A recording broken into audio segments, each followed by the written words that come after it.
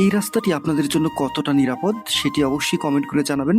যারা আজকের ভিডিওটি দেখছেন সবাইকে অনেক অনেক ধন্যবাদ জানাচ্ছি বন্ধুরা। তো চলুন আজকের ভিডিওটি সম্পূর্ণ দেখবেন আশা করছি। কেন বলছিলাম এই রাস্তাটি আপনাদের জন্য কতটা নিরাপদ, এটা হচ্ছে ঢাকা টাঙ্গাইল মহাসড়ক।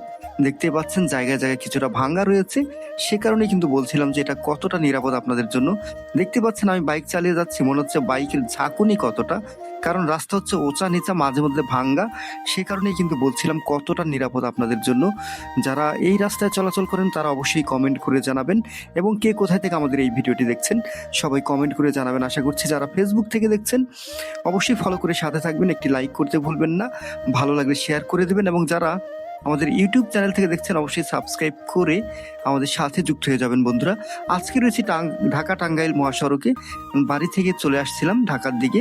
দুই পাশের দৃশ্যগুলো অনেক ভালো, তবে রাস্তার মাঝখানে কিছু কিছু জায়গায় ভাঙ্গা রয়েছে, সে কারণে রাস্তাটি অনেকটা বিপজ্জনক। যারা আমরা বাইকার রয়েছি বিশেষ করে তাদের জন্য হঠাৎ করে চোখে পড়ে না ভাঙ্গাটা, হঠাৎ করে যদি সেখানে ভাঙ্গায় পড়ে যান তাহলে কিন্তু বড় ধরনের দুর্ঘটনা ঘটার সম্ভাবনা রয়েছে।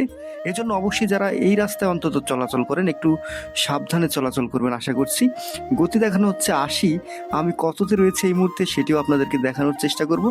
আমি রয়েছি যদিও ৯৩ ৯২ এরকম গতিতে যাচ্ছি, কারণ হচ্ছে একেবারে ফাঁকা রাস্তা, এ কারণে কিছুটা হলেও গতি বাড়িয়ে নিয়েছি।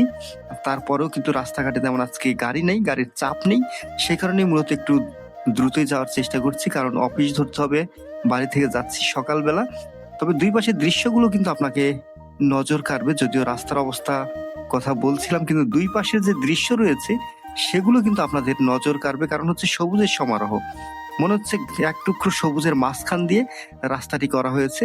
৪ লেনের রাস্তা, মাঝখানে ডিভাইডার রয়েছে, সে কারণে আগের তুলনায় এখানে কিন্তু অ্যাক্সিডেন্ট একেবারেই কম হয়। যেটা আমরা আগে শুনতাম এখানে মাঝে মধ্যে অ্যাক্সিডেন্ট হতো, সেটা কিন্তু এখন আর দেখা যায় না ডিভাইডার দেওয়ার কারণে। আমার মনে হয় বাংলাদেশের যত রাস্তা রয়েছে সবগুলোতে এরকম মাঝখানে একটা করে ডিভাইডার দেওয়া উচিত, তাহলে ওই দিকের গাড়িগুলো এইদিকে আসতে পারবে না এবং এই দিকের গাড়িগুলো ওইদিকে যেতে পারবে না, তাহলে কিন্তু অ্যাক্সিডেন্ট হওয়ার সম্ভাবনা অনেকটাই কমে যাবে। এই কারণে অবশ্যই বলি বাংলাদেশের যতগুলো রাস্তা রয়েছে হাইওয়ে সবগুলোতে অন্তত মাঝখানে একটা করে ডিভাইডার দেওয়া উচিত।